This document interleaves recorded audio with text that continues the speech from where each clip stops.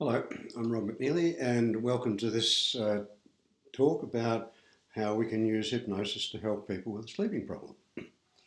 And for those who don't know who I am, just a few words of introduction. I was in general practice, medical practice, in Melbourne for 10 years and got interested in hypnosis, had the privilege of spending some time with Milton Erickson towards the end of his life and learnt so much from him. And I've had the pleasure of incorporating what I learned from him into my practice and also in teaching my interpretation of what I learned from Erickson in workshops throughout Australia and other places in the world, in Asia and Scandinavia and Britain and the US.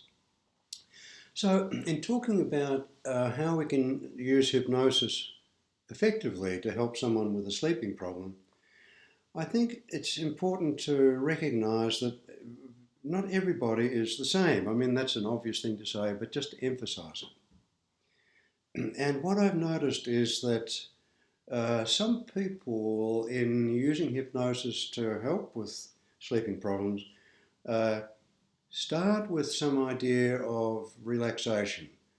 So they'll get someone to learn how to relax their toes and relax their legs and so on. And then with the idea that when someone then gets into bed and they're ready to go to sleep, then they can run through the same procedure, they can relax their body, and the hope with this is that when they do that, they can just fall asleep. And sometimes this is useful. And when it is, great. And sometimes it's not.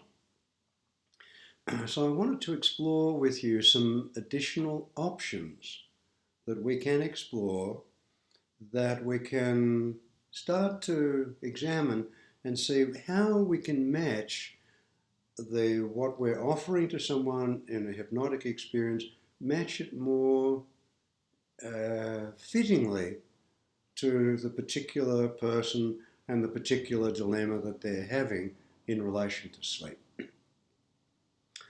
And so I found that helpful to make a metaphoric connection between hypnosis and sleep. We know that hypnosis is not sleep. We know that. But if we can invite someone into an experience of hypnosis and they can learn how to be in a hypnotic experience, then it can be an easy translation from that into their sleeping experience. And so I've noticed people who have come for help with sleeping problems sometimes have trouble going to sleep. Some other people have trouble staying asleep. Other people have trouble, if they wake up in the middle of the night, going back to sleep. And some people sleep but wake up in the morning and feel no more rested than when they went to bed, went to sleep the night before.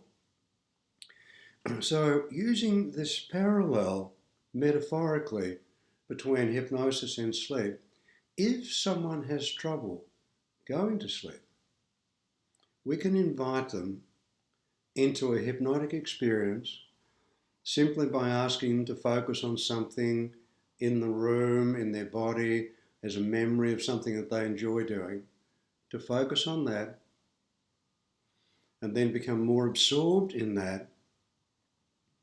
And then we can encourage that process by commenting on physiological changes that we can observe. For example, we might notice that someone's breathing is just a little slower, a little deeper. We might notice that their eyelids are blinking slightly slower, or they might even close their eyes. Their facial muscles might smooth out. That often happens. Sometimes the shoulders drop a little. There's often a lot of immobility. So by commenting on these changes, that helps to encourage them, to accentuate them, and to make them into a more bodily felt, memorable experience. Now, when someone has done that, we can ask them to come out of hypnosis and then ask them, now, when you went into hypnosis then, what was the experience like for you? Can you show me? And invite someone to remember, to recreate that experience that they just had of going into hypnosis. Then that's something that we can invite them to do when they get to bed and they want to go to sleep. They can remember the experience of becoming focused and absorbed in something pleasant so that they can then fall asleep. Now, some people have no problem going to sleep, but after an hour, 2 hours, they wake up and then that's it for the night. So if someone has a problem then staying asleep, we can piggyback on the metaphor of hypnosis in relation to sleep by inviting someone to go into hypnosis, as I mentioned a moment ago, getting them to focus and become absorbed in some pleasant experience, comment on the physiological changes to encourage them. And then when someone is nicely focused and absorbed in this experience, we can offer the idea that even though they are in this experience, it could be very easy for them to reorient to the room, to come out of hypnosis, and invite them to notice that even though they could do that, that they don't need to. That in fact, even though it's possible for them to come out of hypnosis, they can continue in the focused, absorbed experience that they are having. And so that can give a hint to someone who has trouble staying asleep about their experience of staying in hypnosis. And I've noticed a lot of people make this transition very easily. Another dilemma that people bring in relation to sleep problems is the situation if they happen to wake up in the middle of the night to go to the toilet or for whatever reason, they come back to bed and they're in trouble.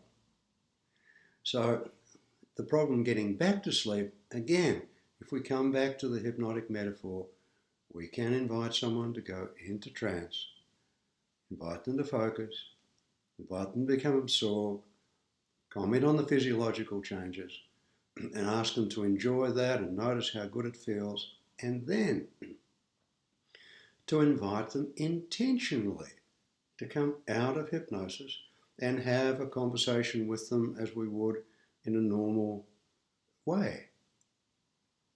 Then, since their dilemma, their problem, their stuckness is going back to sleep, we can simply say, now you've come out of hypnosis. If you wanted to go back into hypnosis, how could you do that? What would be the first sign that you would notice? What do you start to focus on? How can you become... And then just by inviting that and allowing the person to go back into hypnosis, they have then had their personal experience going into hypnosis, coming out of hypnosis, and going back into hypnosis as an experience which then can be translated easily into going to sleep, waking up, and going back to sleep. Another situation that people have trouble with and want help with is not so much getting to sleep or staying asleep or going back to sleep, but rather when they wake up in the morning, there is a feeling of tiredness as if they haven't had the rest that they're wanting to have from the sleep. So, continuing this metaphor, let's go into hypnosis. And this time in hypnosis, We can invite someone to focus on something and get absorbed in something that is very pleasing, very restful. If someone likes chopping wood or riding a bicycle, well, let's find something else that they might like. Do they like reading a book? Could they like the experience? Do they like the experience of sitting looking at the garden? Or sitting in nature, doing something passive, something relaxing, something refreshing, not something energetic. And then by asking someone to be in this focused, absorbed experience, again commenting on the physiological changes, we can invite the possibility of them being in this as a restful, refreshing experience, and then invite them to sit in that for as long as they need. And they'll know when they're ready to come out of hypnosis. Because when they come out of hypnosis, they can feel rested and refreshed. So, using the metaphor to link hypnosis with sleeping, we can offer an experience where someone can have the bodily felt learning going into hypnosis to get some rest, to get a sense of refreshment. Now, these are areas of concern that people bring that I'm offering some ways of playing with. Now, most people will respond to that, but not everyone. So we want to have as many options as possible. The more options we have, the more use we'll be. If we try the various options that we have and we run out of options and the client is still not satisfied, we're all in trouble. So one additional option comes out of Erickson's work that Jay Haley made a big focus about, and he called it ordeal therapy. When someone comes to see me, no matter what problem they bring, but for example, if they have a problem with sleeping, I like to ask, what do you like to do?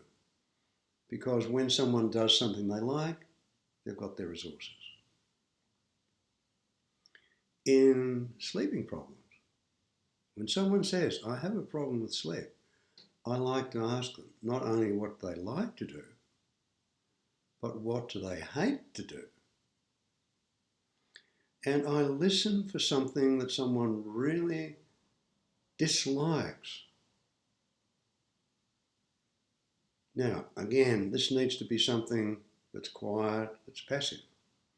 Something like ironing shirts, balancing a checkbook, dusting shelves, folding washing, cleaning the tiles in the bathroom. Something that they can do that's not disturbing, but they really don't like.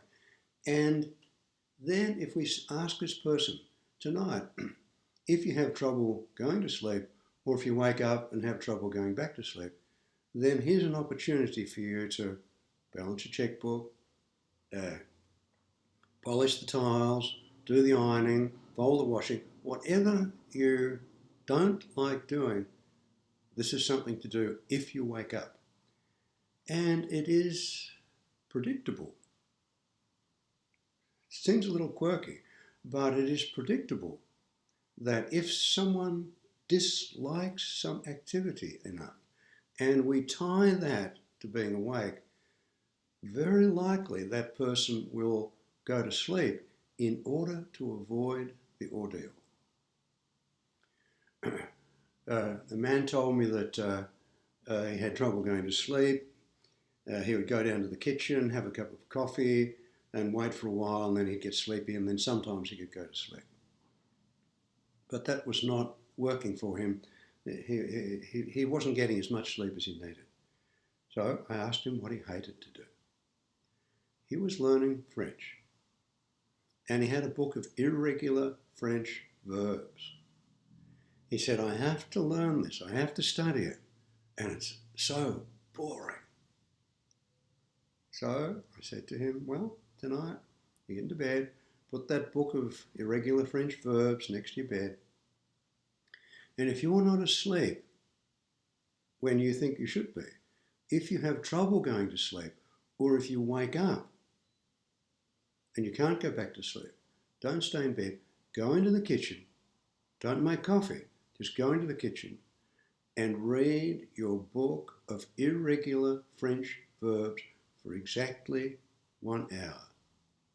Now, 1 hour doesn't mean about 50 minutes. It means 60 minutes, 360 seconds. So, precisely. And if you feel a little sleepy when you're doing this, stand on one leg. Do anything you need to do so that you stay awake so that you can study those irregular French verbs. The very first night, he put the book on beside his bedside table, and he thought, oh, I really don't want to read that book. He went to sleep. And years later, he still had that book beside his bed and was still sleeping well. So I mention that as an example, and it's something for you to play with. The overall principle that I'm wanting to share with you here in this talk is to find out what's missing for this particular individual so that we're not ever treating insomnia. We're never working in a general way with people having trouble going with sleep, but rather with this particular person. What specifically is missing for them that if they had it, they'd be okay? And I've spoken about some common experiences that are missing: going to sleep, staying asleep, going back to sleep, waking refreshed. But there are other times that when we ask what's missing for you, that someone will say something that might be unexpected or surprising. Some people might say, my mind goes too quickly. So then what's missing for them is a slowing down of their thinking. We can explore that. If someone says, I have trouble worrying, I worry all the time, then we can play with that, about worrying. Give us a particular time. Don't bother worrying at night. Wait till the morning. You can do it then. There's more time, less pressure, and so on. So then we can deal with the worrying. Also, one of the binds that any person can get into is trying to go to sleep so hard that actually it gets in the way of going to sleep. Going to sleep is a natural, automatic function. And if someone tries enough to go to sleep, that's very likely to keep them awake. We know, if I say to you, don't try as hard as possible now not to think of a blue elephant. And the harder you try not to think of a blue elephant, the more that blue elephant is right in your face. So if someone is trying too hard to go to sleep, and that is being an important part of them staying awake, then we can invite them to do something different, to lessen the trying, to be more allowing, to be more curious. So that way the trying can be dealt with as something that's particular to this person. So there's a lot more that could be said about this issue, but my invitation is to explore, if you listen to this and see what connects with you, what's helpful, what you can do differently, and then if someone comes with a sleeping problem, to be informed by this idea of what is it for this person that is going to be helpful. Do they need help going to sleep, staying asleep, going back to sleep, waking refreshed? Do they need some other particular help? Do they need an ordeal so that they can somehow learn to avoid the ordeal as a way of avoiding that, stay asleep? Something to play with. So please have a think about this. Please try it with different people and see what you make of it.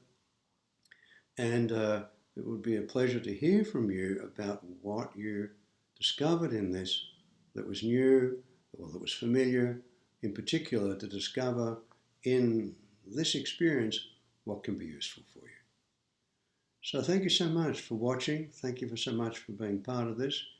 And it'll be a pleasure to hear from you about what use you're able to make of these ideas. Thank you.